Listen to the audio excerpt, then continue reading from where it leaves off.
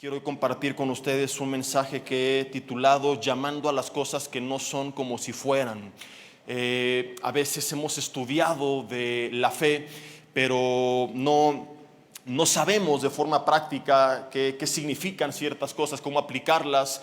Y mi intención es hoy, tanto con bases doctrinales del Nuevo Testamento, pasajes explícitos que hablan de la fe, pero también con ilustraciones de cómo esto lo vivieron hombres de Dios en el Antiguo y Nuevo Testamento, pues compartir un mensaje donde pueda dejarnos más claro lo que dice Hebreos 11:1, que la fe es la certeza de lo que se espera, la convicción de lo que no se ve.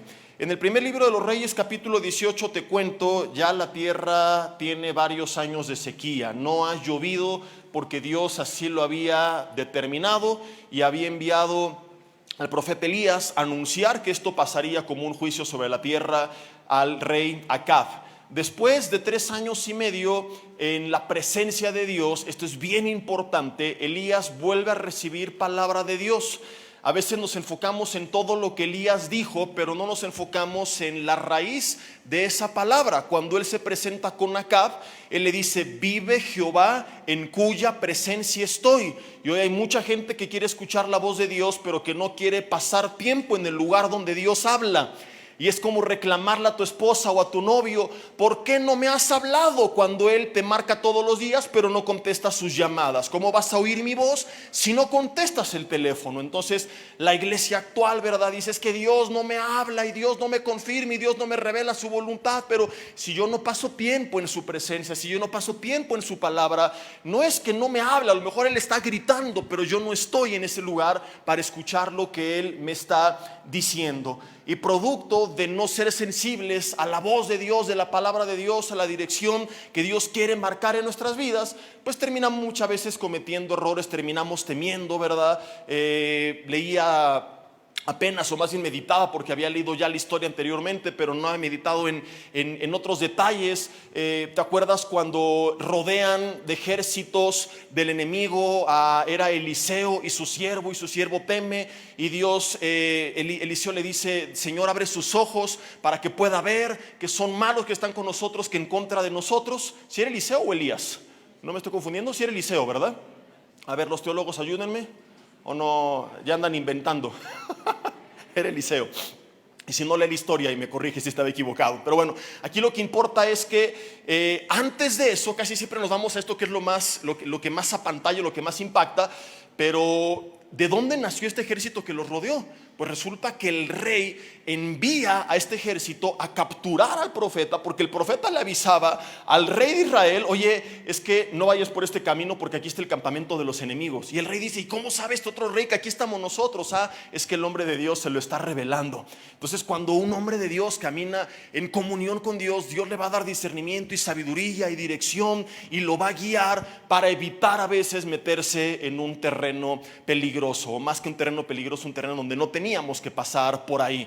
Entonces, volviendo a Elías sabía lo que iba a pasar, no porque tuviera una bola de cristal o algo por el estilo, sino porque él tenía comunión con Dios y Dios le hablaba claramente. Hoy la iglesia no quiere tener comunión con Dios y anda buscando pseudoprofetas que me den palabra, que me den palabra, que te den palabra, y por eso a veces somos engañados, por eso a veces caemos tan fácil en diferentes situaciones, inclusive en fraudes, en mentiras, en decepciones, porque pusimos más atención a lo que el hombre me dijo que Dios decía, pero yo nunca confirmé en mi relación con Dios lo que Dios decía. Elías no era este tipo de persona. Él sabía que dejaría de llover, al mismo tiempo que sabía que volvería a llover. Y en el capítulo 18, versículo 41, aquí es donde la historia se pone interesante.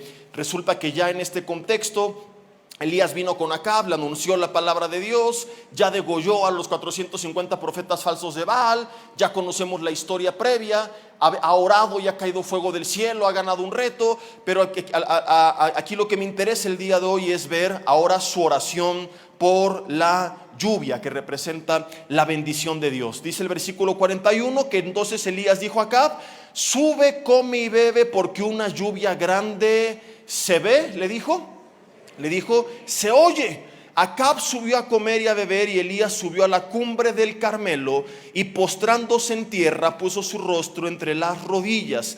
Siempre las cumbres de las montañas han sido reconocidas como una forma simbólica de la presencia de Dios, porque Dios se revelaba en muchas ocasiones a sus siervos en la cima de la montaña. Entonces él sube a la cumbre del Carmelo, se postra a tierra y pone su rostro entre las rodillas, y empieza él a orar a Dios.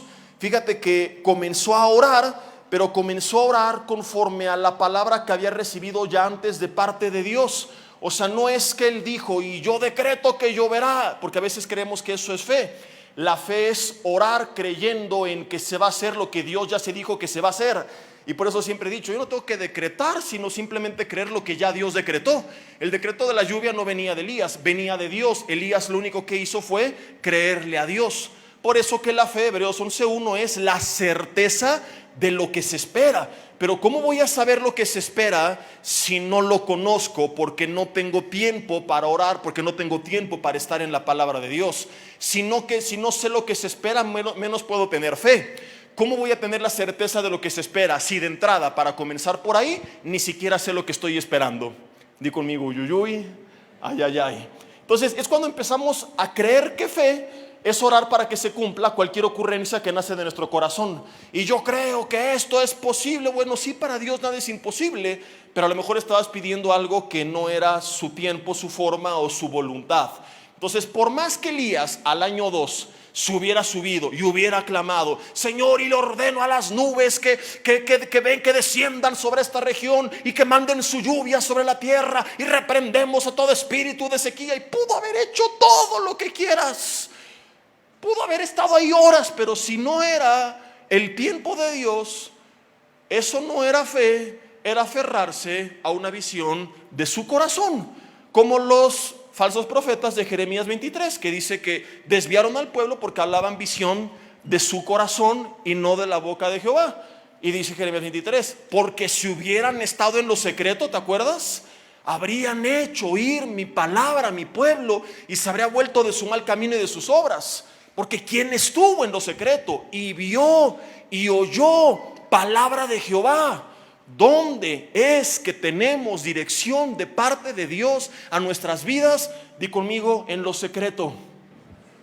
En lo secreto.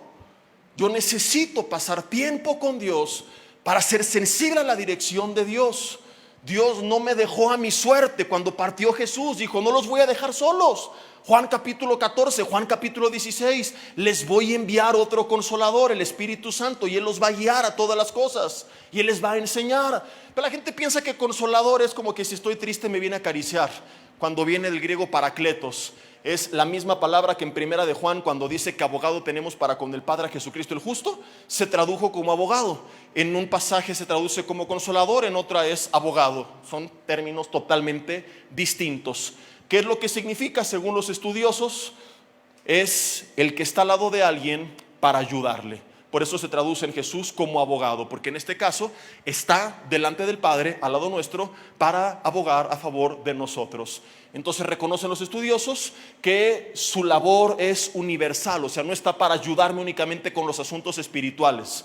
No está para ayudarme cuando voy a predicar, cuando voy a orar, cuando voy a compartir un estudio, cuando voy a ministrar, sino que en todos los asuntos de mi vida, en todas las áreas de mi vida, en toda mi vida, en todo lo que haga, yo cuento con su respaldo. Yo cuento con su apoyo. Ves que Bezalel, por ejemplo, en el Antiguo Testamento, era un hombre que tenía la habilidad para trabajar en diferentes materiales, y él es el que se encargó de todo el mobiliario del tabernáculo. Pero ¿quién dice? Dios lo he llenado de espíritu, de sabiduría para trabajar, y sus manos, etcétera, etcétera. Entonces ves el respaldo del Espíritu Santo de Dios sobre Bezalel para trabajar con artesanías en sus manos. O sea que en todo lo que tú hagas, tú puedes clamar por esta dirección de Dios, para que Él te dé sabiduría, para que Él te dé discernimiento, para que si vas a emprender un nuevo negocio, vas a hacer un nuevo trato, vas a trabajar, vas a estudiar, claro, vas a hacer tu parte. No estoy insinuando con esto, Señor, revélame las respuestas del examen, aleluya. Haz caer en reposo a la maestra ahora para que yo pueda copiar. No, tú haces tu parte, tú te preparas, tú trabajas, pero reconociendo que no se trata solamente de tu esfuerzo, sino de que tú haces lo que te toca, pero cuentas con el respaldo, con la dirección, con la presencia, con la guía del Espíritu Santo de Dios, que prometió Jesús que estaría contigo siempre. Entonces tú, cuando comienzas a orar, oras conforme a la palabra de Dios, conforme a lo que el Señor nos dijo que iba a hacer, no lo que yo creía, lo que yo pensaba, lo que a mí se me ocurrió. Y por eso Elías empieza a orar, porque él había recibido antes palabra de Dios. Fíjate, capítulo 18, versículo 1. Pasados muchos días, vino palabra de Jehová a Elías en el tercer año, diciendo: ve y muéstrate a Acab, y yo haré llover sobre la tierra. Entonces, ¿llovió sobre la tierra por la oración de Elías? ¿Sí o no? No saben qué decir. Es una pregunta capciosa. Sí y no. Sí, porque él clamó, pero no es que su oración fue la que provocó que lloviera. Dios dijo que iba a llover, él simplemente creyó y oró. Entonces, muchas veces nosotros oramos creyendo que estamos teniendo fe, pero no es fe si no es una oración en base a lo que Dios dijo que iba a hacer. Y si no sabes qué es lo que Dios dijo que iba a hacer, Santiago 1 dice: pídele sabiduría y Él te la va a dar. Santiago 1, hablando a la iglesia perseguida, dice: miren, la prueba va a obrar para bien, va a producir en ustedes paciencia, la paciencia va a tener su obra.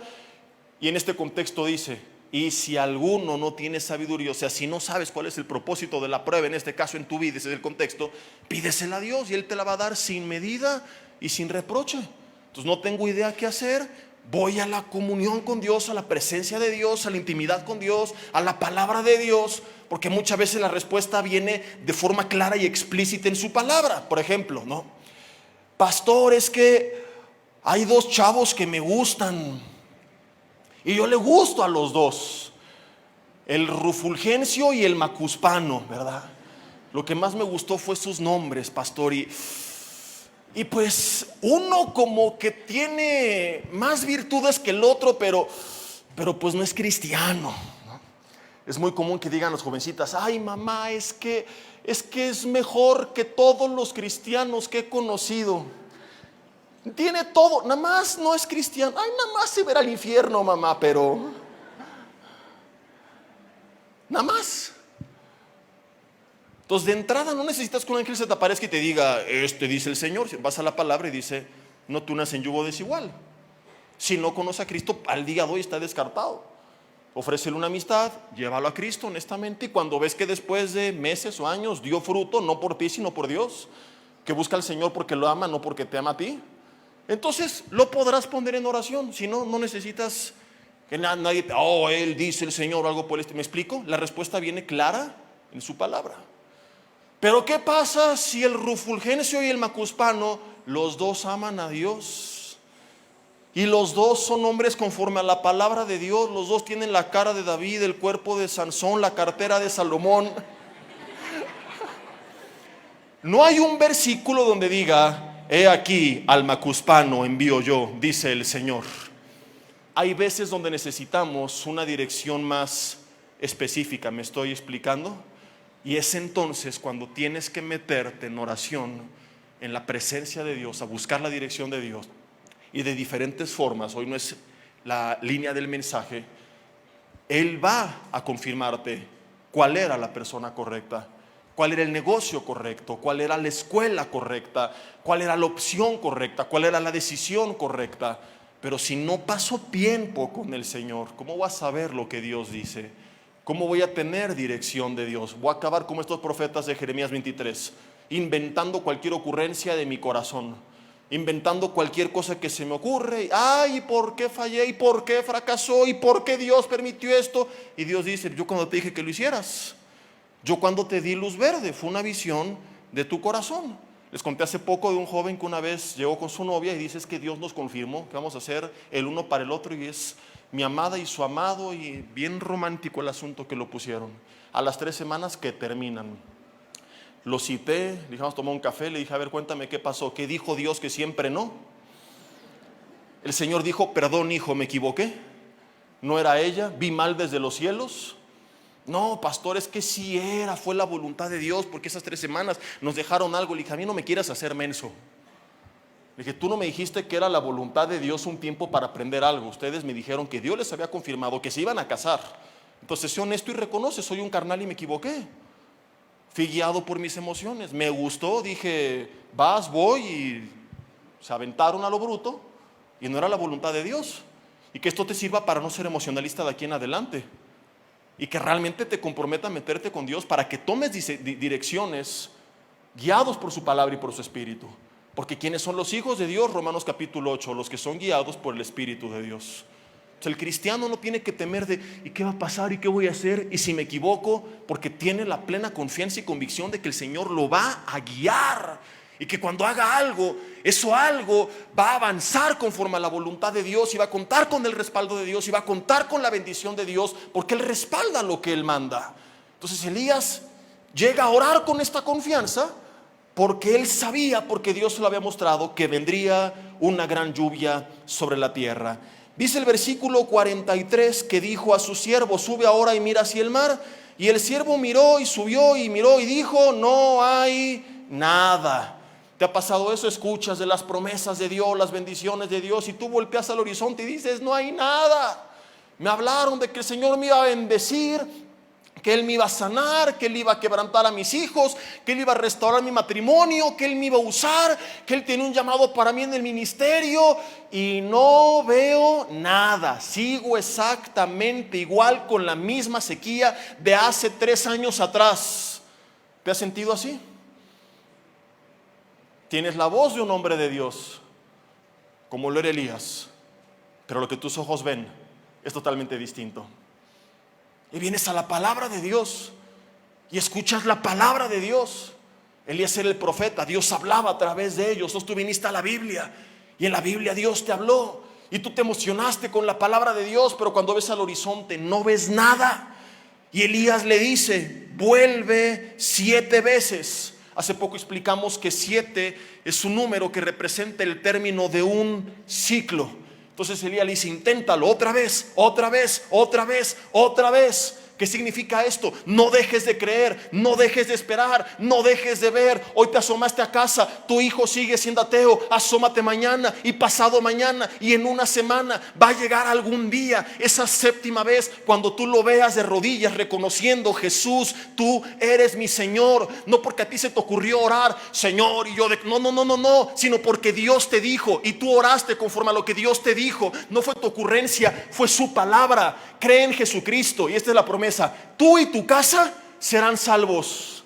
Entonces, cuando un hombre de Dios, una mujer de Dios tiene fe, dice: Señor, no es mi decreto, mi confesión, es lo que tú dijiste.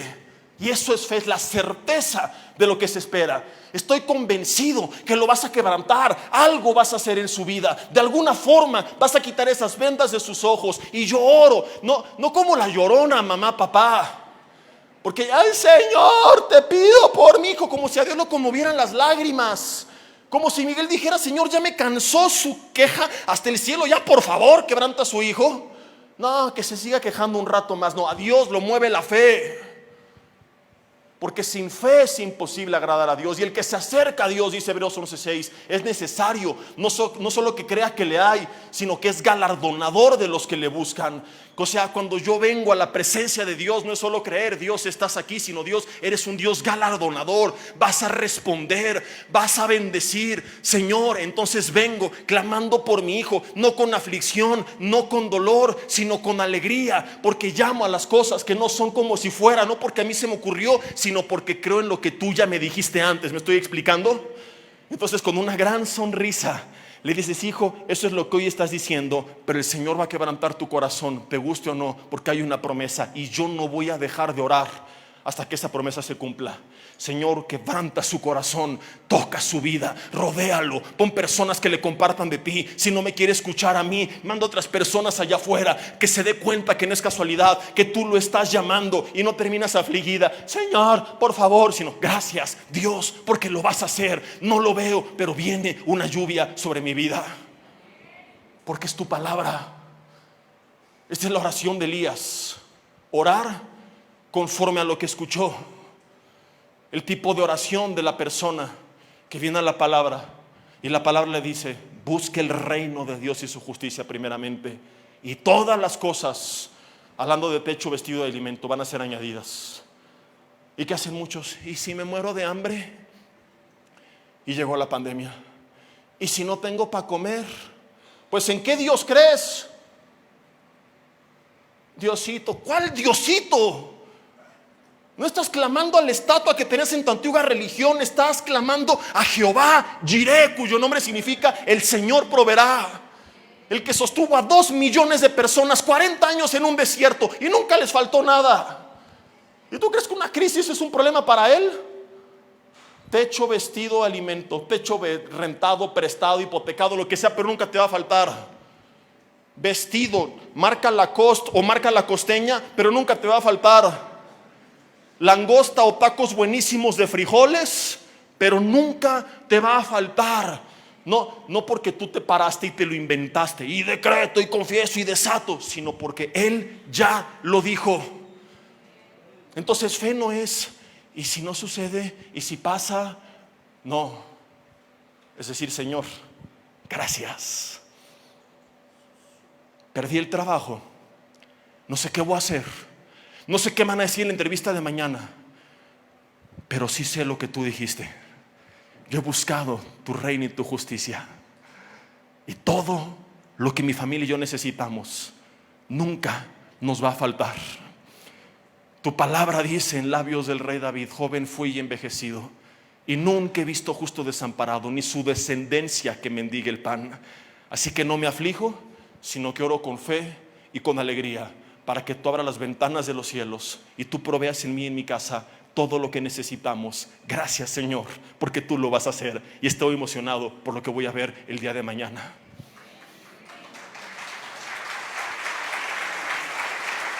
Y te vas a dormir en paz, porque ya no te quedaste con la bolita, se la pasaste al Señor. Ya no le dijiste ¿qué voy a hacer? ¿Qué voy a hacer? Dice Dios. Pues no sé qué vas a hacer. Sigues en tu humanismo, en tu autoconfianza, en tu orgullo, en tu soberbia, pues tú encárgate. Pero cuando crees que Él cumple su palabra, Él dice: Señor, ya no es cómo le voy a hacer, es ¿cómo le vas a hacer? O sea, yo hago mi parte, yo seguiré tocando puertas, orando que tú me muestres si cometí algún error, quieres tratar algo con mi vida. Quizá estoy en una crisis porque había un pecado oculto que está estorbando tu bendición. Quizá es un cambio de dirección. Quizá fui avaro. Quizá no te honré en el pasado. Muéstrame qué es. Santiago 1, acuérdate, primero es pido sabiduría. Pero cuando tengo esa palabra de Dios y confío en su promesa, Señor, yo ya entendí lo que tú me hablaste. Si es que había algo que me querías decir, ya lo corregí, ya puse orden. Ahora confío en tu promesa y oro conforme a tu promesa. Y le pasas la bolita al Señor. Como tú cuando vas con tus hijos. Tus hijos se sientan a la mesa y cuando son muy pequeñitos y no entienden muchas cosas de la vida, supongamos un bebé, él no se levanta en la madrugada: ¿habrá leche en el refrigerador? Supe que papá perdió el trabajo y ahora me voy a hacer popó en la cama porque no tengo pañales. ¿Y qué va a pasar? ¿Y si mañana no hay papilla? Él solamente llora y sabe que de alguna forma papá, mamá van a venir a suplir su necesidad. Él descansa en que papá, mamá están al control porque esa es su chamba. Dios nos dijo en su palabra, lo leímos hace rato: donde quiera que vayas, voy a estar contigo. No te voy a dejar, no te voy a desamparar. Llegamos al Nuevo Testamento y Jesús dice, y vuelvo a repetir: busca primeramente el gobierno de Dios sobre tu vida. Deja tu apatía espiritual, pasa tiempo con el Señor, busca las cosas de Dios, honra a Dios, reconoce a Dios, entiende que necesitas de Dios, haz su voluntad. Aparta de tu vida aquello que no es su voluntad, porque decir que venga tu reino no es Señor, manda tu reino. No es que es un reino, es un gobierno donde hay un rey y tiene leyes. El Señor, tú eres el rey de mi vida y mi vida se rige por tu palabra. Y voy a actuar conforme a tu voluntad en todas mis decisiones. Y mi pregunta nunca va a ser, vuelvo a repetir, ¿qué va a pasar? ¿Qué van a decir? ¿Qué van a pensar? ¿Qué quieres que haga? Y cuando yo hago eso, busco su reino y su justicia, descanso en su promesa, todo lo demás va a ser añadido. Y como David, aún en medio de tanta aflicción, decía, te vas a dormir en paz y te acuestas tranquilo, porque el Señor te hace vivir confiado. Pero ¿qué hacen muchos? Se van a dormir y están pensando, y los problemas, y cómo le voy a hacer. Y ponte a orar acerca de aquello que te está afligiendo, y Dios te va a dar tanta paz que te vas a quedar dormido y hasta se te va a olvidar de aquello por lo que estabas orando. A mí me ha pasado que llego a la presencia de Dios con una carga y empiezo a orar por esa carga, y de repente es tanta la paz y tan bonito lo que Dios empieza a hacer y hablar, que hasta se me olvida por qué estaba ahí. Les voy a confesar algo que no va a sonar muy ortodoxo, pero alguna vez estaba orando por algo que tenía que ver con ustedes. Era un problema de la iglesia, ¿no? Y Señor, y la iglesia, y te pido. Y de repente a tanta la paz que dije, ya la goma, la iglesia, ya son tus hijos, haz con ellos lo que quieras. Yo ya estaba de maravilla en la presencia de Dios. Es porque mucha gente no tiene esta paz, porque está buscando resolverlo en sus fuerzas.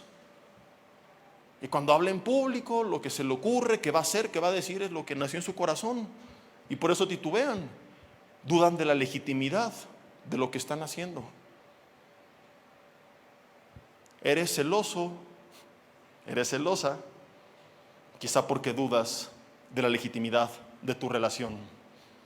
Dile al de al lado, tómala.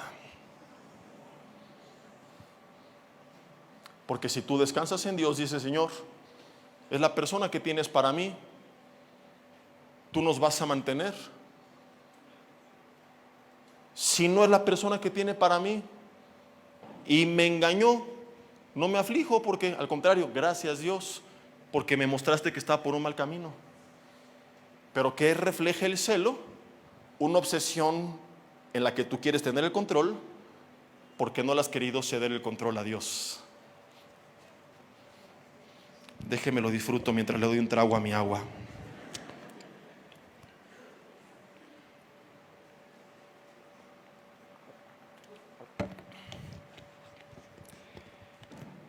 Vuelve 7 veces. Yo no sé qué has esperado y qué has intentado. Solo tengo que decirte esto: vuelve, vuelve, vuelve, vuelve. Algún día, a la 7ª vez, versículo 44, lo verás. Le dice el siervo: yo veo una pequeña nube, como la palma de la mano de un hombre, que sube del mar. ¿Una pequeña nube puede traer una gran lluvia? Vas a empezar a veces a ver pequeños destellos que quizá no sean suficientes, pero son el inicio de lo que Dios va a hacer. Y el que no conoce las promesas de Dios, porque no pasa tiempo en la palabra de Dios, se va a decepcionar de esas pequeñas nubes. No es suficiente, pues no basta para toda mi necesidad. Pues sí, un rayito de esperanza, pero no más. Pero el hombre de Dios y la mujer de Dios, como Elías, sabe que es el comienzo de algo grande. Le dice Elías: apúrate. Dice: ve y dile a Acab, prepara tu carro y desciende, para que la lluvia no te agarre en el camino. O sea, llovía como en Metepec. Ayer tuvimos la junta de padres para inicio de ciclo, y como la mitad de los padres afortunadamente no pudieron llegar porque salieron en coche y tuvieron que haber salido en trajinera. Entonces hay que comprar un kayak y tenerlo arriba del techo del coche por lo que se ofrezca con las lluvias en nuestra ciudad. El viernes para llegar aquí también fue un lío. Además parecía que estaba, dije, Señor, bombardearon Toluca, o no, cuando cayeron los misiles en las calles, hoyos por todas partes. Dije, ahorita me ha salido un topo de abajo de la tierra, pero bueno. Le dice: apúrate para que la lluvia no te agarre. Y aconteció estando en esto, que los cielos se oscurecieron con nubes y viento. Y no dice que hubo una lluvia, dice que hubo una gran lluvia. Una gran lluvia sobre la tierra. ¿Sabes qué representaban 3 años y medio sin lluvia? La gente vivía del campo, agricultura, ganadería. No tienes agua para la siembra, no tienes agua para dar de comer a los animales. Hubo una gran crisis sobre la tierra. Cuando viene la gran lluvia, hubo una restauración de aquello que había sido dañado. Yo no sé cuál es la tierra que tú tienes seca, árida, que ha sido dañada, que ha sido afectada. Viene una gran lluvia, pero tú necesitas estar con Dios para poder ser dirigido por su palabra. Tú no puedes provocar esa lluvia. Tú no puedes decir, y desato la lluvia. Tiene que ser conforme a la palabra de Dios, conforme a su promesa. Ahora, lo mejor es que su promesa es más maravillosa que lo que tú puedes decir. Por eso vuelvo a repetir, yo no tengo que andar diciendo, yo declaro, porque lo que Él ya declaró es mejor que lo que yo pueda declarar. O sea, ¿qué mejores promesas que las que Él te dio quieres? Todo te será añadido, nada te faltará. Donde quiera que vayas estaré contigo. Recibirás poder. ¿Qué palabra mayor que esta hay? ¿Qué pasa con la iglesia? Que como no conoce lo que Dios dijo, se anda inventando sus propias versiones de lo que creen que Dios dijo. Me invento lo que, otra vez, visión de mi corazón. Es mejor lo que Él ya dijo. Es simplemente conocerlo, aceptarlo, creerlo, aunque no lo pueda ver, darle gracias y orar conforme a lo que Él dijo. Cuando tú tienes esta palabra, tu reacción es distinta a la de los demás. Fíjate un ejemplo ahora del Nuevo Testamento. Hechos capítulo 27. Viene una tormenta enorme sobre el barco donde iban Pablo y Lucas. Primero tratan de salvar la nave, y si lo lees completo vas a ver que Lucas, con un gran detalle y precisión, describe todo lo que hicieron, con algunos términos tan técnicos que si no eres ingeniero naval o como se diga o algo por el estilo, no vas a entender absolutamente nada. Aquí no te sirve ser teólogo. Que echaron el esquife y que subieron el no sé qué, términos que necesitas un glosario náutico para poder comprender. Llega el punto en el que no lograba nada, y dice en el versículo 20, Hechos capítulo 27, que no apareciendo ni sol ni estrellas por muchos días, y no es que se puso romántico el hombre, sino que eran utilizados para la navegación. O sea, no solo hay una tormenta, sino que ni siquiera sé dónde estoy. ¿Te ha pasado eso? Hay un problema y a veces sabes qué puedes hacer, pero a veces hay problemas donde además no tienes idea de qué hacer, ni dónde estás, ni a dónde vas. Y acosados por una tempestad no pequeña, dice, ya habíamos perdido toda esperanza de salvarnos. Esto es increíble porque el autor Lucas era un hombre de Dios. Es el autor del Evangelio de Lucas, es el autor del libro de los Hechos. A veces creemos que solamente pierden esperanza los paganos, los mundanos, los carnales, pero este hombre de Dios había perdido la esperanza. Él dijo, ya, hasta aquí llegamos. ¿Cuál fue el problema de Lucas? ¿Por qué Lucas pierde la esperanza? Vamos a ver lo que pasa después para entenderlo. Versículo 21. Entonces Pablo, como hacía ya mucho que no comíamos, puesto en pie en medio de ellos, dijo, porque se los había advertido antes, habría sido, por cierto, conveniente, oh varones, haberme creído y no zarpar de Creta. O sea, básicamente les dijo, te lo dije, ¿verdad? De aquí se inspiraron las abuelas y las mamás. Es bíblico. Tan solo para recibir este perjuicio y pérdida, pero ahora les exhorto a tener buen ánimo, pues no habrá ninguna pérdida de vida entre nosotros, sino solamente de la nave. Ahora, hasta ahí déjale tantito. ¿Por qué Pablo tiene una reacción tan diferente a la de Lucas? Los dos son hombres de Dios. Los dos son autores de parte de la palabra de Dios. Porque a veces hay personas que pueden creer, no, es que no conoce la Biblia y no conoce las promesas, y quizá tú me dices, es que yo ya leí la palabra, pero mira, Lucas no leyó la palabra, él es autor de la palabra. Tú puedes saber de toda la Biblia de memoria, pero si no tienes intimidad con Dios terminarás siendo un religioso, quizá lleno de orgullo y de soberbia. Es importante el conocimiento, pero si no lo combinas de comunión con Dios, quizá no tengas la sabiduría para aplicarlo. Quizá no tengas la sensibilidad para aplicarlo y te envanezcas como los fariseos y los judíos de Santiago 1, que se jactaban también de lo que sabían, pero que no vivían. que tuvo Lucas. Perdón, que tuvo Pablo, que no tuvo Lucas. ¿Por qué Pablo dice, tengan ánimo? ¿Será que escuchó un programa de motivación personal esa noche? ¿Leyó los libros del doctor Porras? ¿Se aventó unas cápsulas de coaching de YouTube? Visualízate, mentalízate y repite, la tormenta no me hundirá. Eso no es fe. Eso es motivación. Te va a servir un rato, pero no te va a salvar la vida. Hay gente que cree que eso es fe. Tengo una actitud positiva. No. Tener fe es tener la certeza de lo que Pablo dice en el siguiente versículo. Fíjate, Hechos capítulo 27, versículo 23.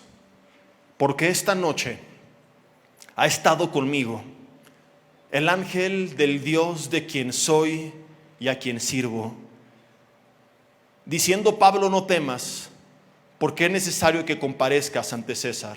Y aquí Dios te ha concedido a todos los que navegan contigo. Por tanto, versículo 25, oh varones, tengan buen ánimo, porque yo confío en Dios, que será hecho así como se me ha dicho. ¿De dónde nació su fe? ¿De dónde nació su fe? De lo que le dijo Dios. ¿Y dónde se lo dijo Dios? En lo secreto. Porque Lucas estaba arriba viendo y les fije, y la proa, y la popa, y el sol, la luna, las estrellas. Hay veces que Lucas, como autor del libro de los Hechos, narra en primera persona. Por ejemplo, si hubiera estado con Pablo, hubiera dicho: y entonces un ángel se le apareció a Pablo y le dijo esto. Pero aquí no lo narra en primera persona, sino en tercera persona. Él presenta a Pablo a cuadro y dice: entonces Pablo se presentó y dijo. ¿Qué quiere decir? Que cuando Pablo recibió esta palabra, Lucas no estaba ahí. ¿Por qué Lucas no estaba ahí? Porque él estaba arriba viendo la tormenta, mientras que Pablo estaba abajo buscando la dirección de Dios. ¿Quién eres tú?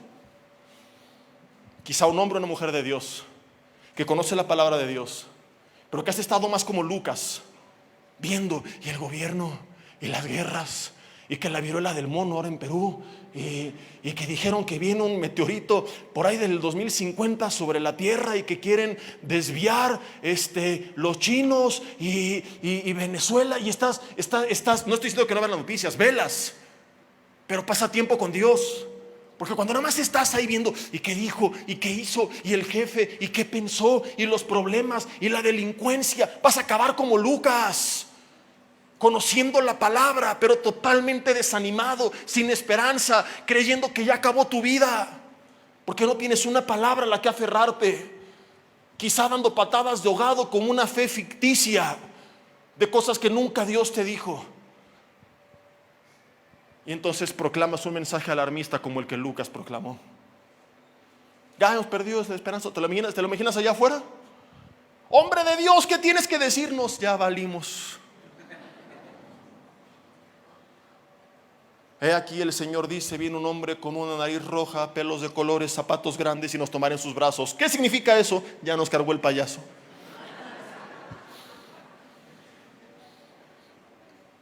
Y así a veces somos. Llegas a casa todo desanimado. No, pues no sé qué va a pasar, ahora sí está difícil, vieja. No, pues yo creo que ya valió. No hay por dónde. No hay ni sol, ni luna, ni estrellas. Solamente el Euroclidón, porque así se llamaba la tormenta. Cuando no sepas dónde estás, cuando no sepas a dónde ir, deja de estar allá afuera viendo nada más el panorama negro. Ahí andas viendo todo lo que tu hijo dice negativamente acerca de su incredulidad, poniendo tanta atención en todos los datos alarmantes, en todas las tragedias, tan afligido por el diagnóstico médico. Lleva toda esa información delante de Dios. Señor, esto es lo que veo, estos son los indicadores, esto es lo que el mundo me está diciendo que viene, pero ¿qué es lo que tú dices? Y los hombres de Dios como Pablo no se paran públicamente y dicen: hey, ánimo, todo va a estar bien, ten una buena actitud. No, dicen: ten ánimo, va a estar bien, no porque a mí se me ocurrió, sino porque Dios me lo ha dicho. necesitas una palabra de parte de Dios para hablar a los demás, para hablar a tu familia. A veces no va a ser como la de Pablo. A veces sí se va a anunciar caos. Hay profetas del Antiguo Testamento que anunciaban tiempos de trato de Dios sobre su pueblo, como Elías precisamente.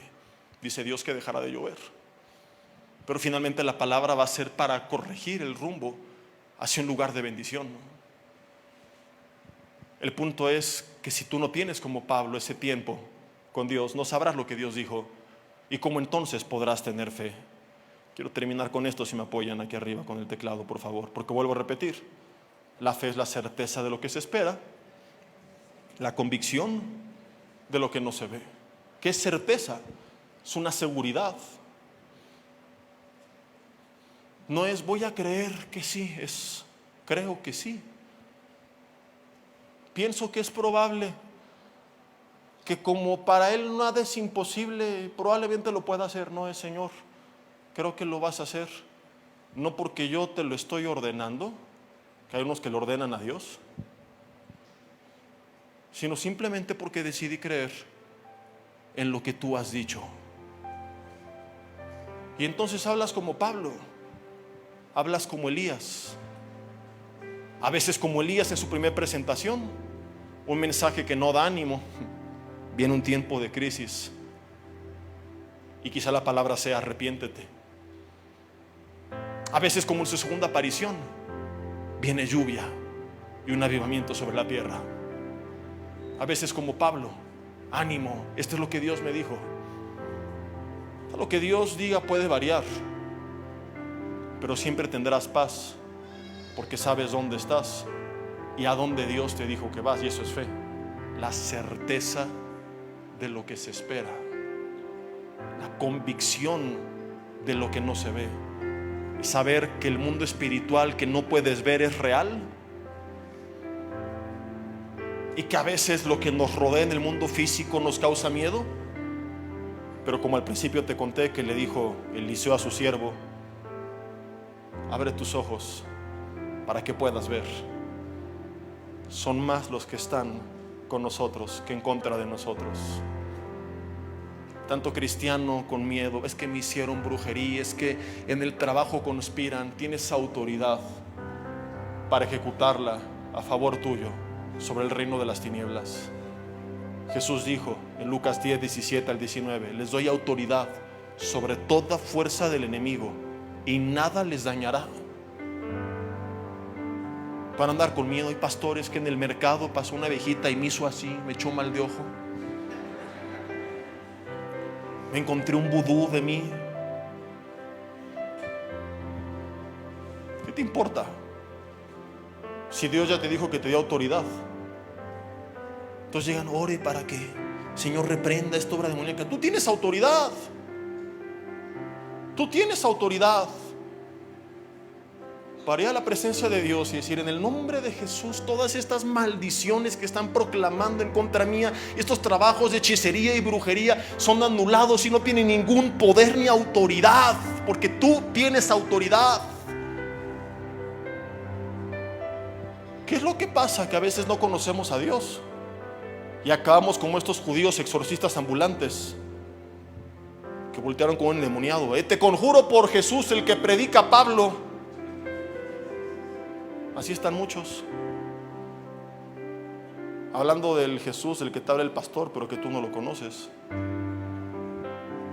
Y acabaron todos rasgados y corriendo. Tú no tienes necesidad de eso, porque tú conoces a Jesús. Y si no conoces a Jesús, hoy es el día de comenzar a conocer a Jesús, de pasar tiempo con Jesús,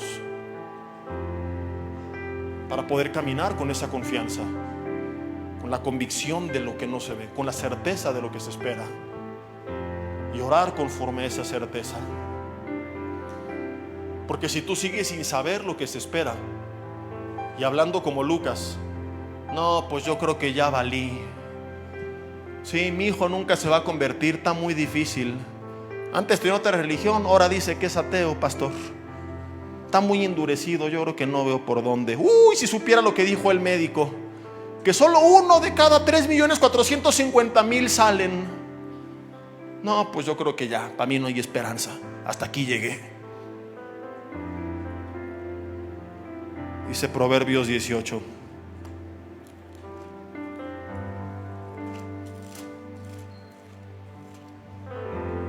En el versículo 20. Que del fruto de la boca del hombre se llenará su vientre, se saciará del producto de sus labios. El autor fue muy diplomático porque era el rey, pero si hubiera sido un mexicano el que escribió esto, hubiera dicho: sigue hablando así y te vas a tragar tus palabras. Porque la muerte y la vida están en el poder de la lengua, y el que la ama comerá de sus frutos. Hoy los neurocientíficos saben que las palabras que tú hablas, que los pensamientos que tú tienes, van creando conexiones neuronales que se terminan traduciendo en hábitos, en formas de conducta, que a veces pueden inclusive afectar tu cuerpo físicamente.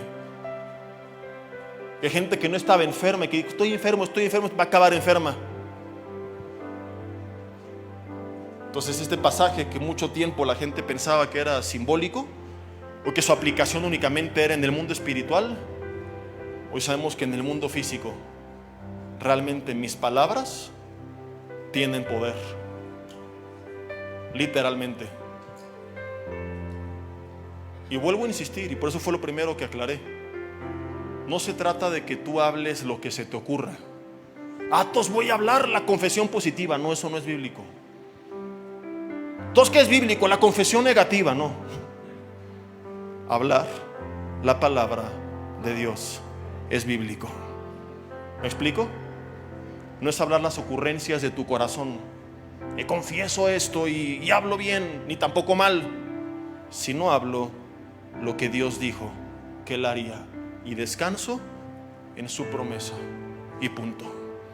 Cierra tus ojos ahí en tu lugar y dile: Señor, te doy gracias por tu palabra en esta mañana. Y lo primero que me tiene que quedar claro es que ninguno de los principios y verdades del mensaje tendrá efecto sobre mi vida si no hay una relación personal contigo. Porque ¿quién estuvo en lo secreto y vio y oyó palabra de Jehová? Y es verdad, ni he visto ni oído, porque no he estado en lo secreto. Hago puras tonterías por la ignorancia de lo que tú dices que haga o que tú harás.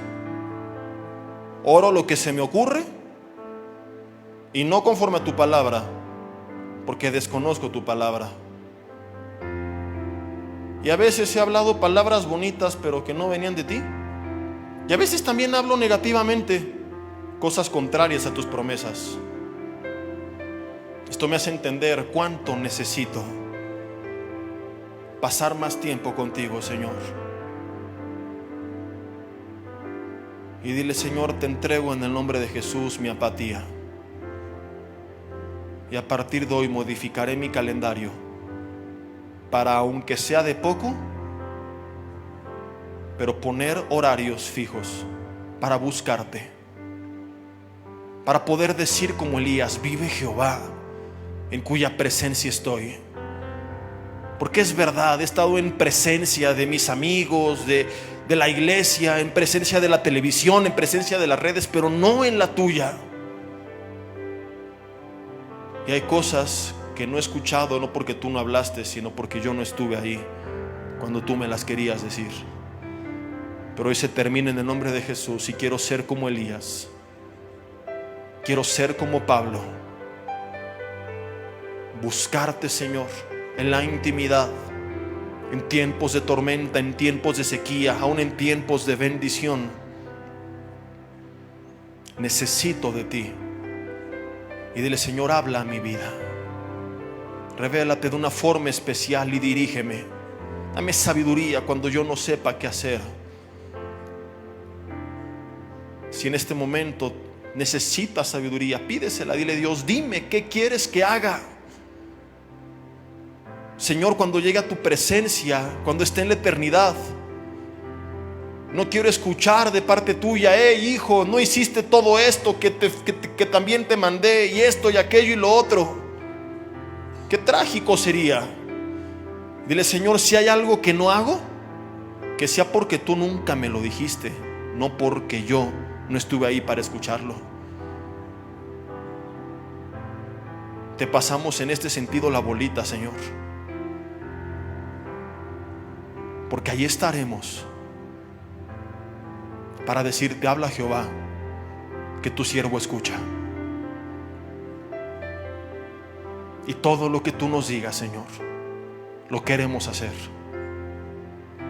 Dile: Dios, dame sabiduría, guíame con tu Espíritu Santo en cada área de mi vida, para tomar buenas decisiones, para hablar una palabra conforme a tu palabra, y para orar con una fe verdadera, de acuerdo a lo que tú dijiste que harías.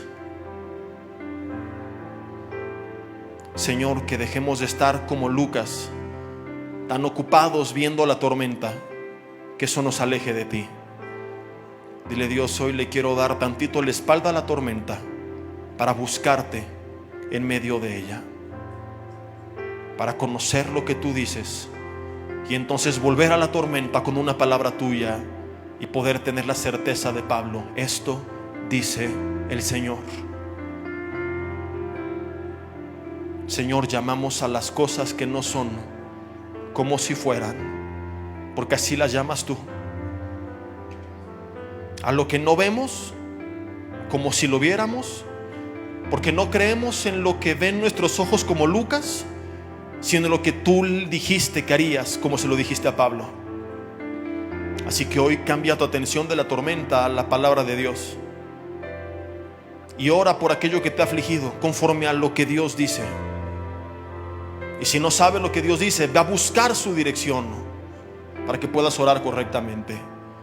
Si ya lo conoces, tómate un par de minutos para orar. Dile, por ejemplo: Señor, aquí está mi familia que no te conoce. No me importa lo que ellos dicen. Tú dijiste: cree en Jesucristo y tú y tu casa serán salvos. Y yo creo en esta promesa, y te pido que tú hagas lo que tengas que hacer en sus vidas para que vengan a ti, Señor. Señor, oramos por nuestras finanzas, trabajos, empleos. Buscaremos tu reino y tu justicia primeramente, y oramos con fe, creyendo que todo lo demás nos va a ser añadido. Gracias, Dios, porque nada nos faltará, porque esta es tu promesa. Oramos, Señor, por las luchas personales que tenemos. Quizá que tú has dicho: no voy a poder, es muy difícil, nunca voy a ganar esta batalla. No, claro que sí. Dile: Señor, gracias porque tú me has dado espíritu de poder, de autoridad, de dominio propio, no de cobardía, no de temor, porque tengo tu presencia, Señor, y tu poder para poder, por medio de tu obra en mí, producir fruto de dominio propio. Y por supuesto que voy a vencer sobre aquello que en mis fuerzas no he logrado hasta el día de hoy.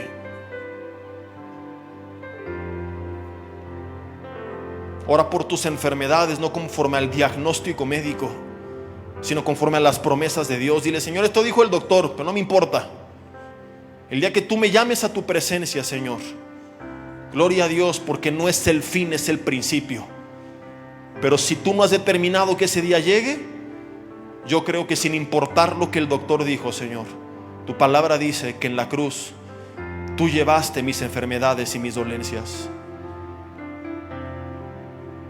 Que tú eres no solo Jehová Jireh, el Señor proveerá, sino también Jehová Rafa, el Señor mi sanador. Y creo que tú tienes el poder para sanarme, y oro para que tú lo hagas en el nombre de Jesús. Señor, te pedimos que si hay personas enfermas en esta mañana, tú envíes la orden desde el cielo para que sean sanas en el nombre de Jesús. Dios, creemos que no es tu voluntad permanente que la iglesia esté toda débil, agüitada, apagada, que no tenga ni energía para predicar, sino que tú nos quieres como el pueblo de Israel, conquistando, Señor, peleando, activos, predicando, orando, ayudando. Y para eso necesitamos estar sanos, Señor, y pedimos que se vaya en el nombre de Jesús toda enfermedad en esta hora. que desaparezca de nuestros cuerpos, Señor, que seas tú con tu espíritu recorriendo de pies a la cabeza cada célula de nosotros, Señor, y que se vaya todo dolor, toda dolencia, todo daño en todo órgano, toda célula cancerígena, desaparece en este momento en el nombre de Jesús. Creemos en tu palabra, Señor, creemos en lo que tú has dicho, descansamos en tus promesas y te damos gracias, porque nunca más caminaremos de acuerdo a lo que nuestros ojos ven, sino a lo que nuestros oídos oyen. Que así sea hecho, Señor, que podamos llamar a lo que no es como si fuera, de acuerdo a lo que tú dijiste que sería, en el nombre de Jesús. Amén y amén. Hola, ¿qué tal? Me da mucho gusto saludarles y quisiera simplemente comunicarles que gracias a todos ustedes a través de todas las naciones del mundo que aman la palabra de Dios y que realmente están interesados en que nosotros como organización Vida Nueva para el Mundo y Armando Alducin Ministries continuemos predicando el Evangelio de la Gracia de Jesucristo y que podamos nosotros continuar haciéndolo gracias a sus donaciones.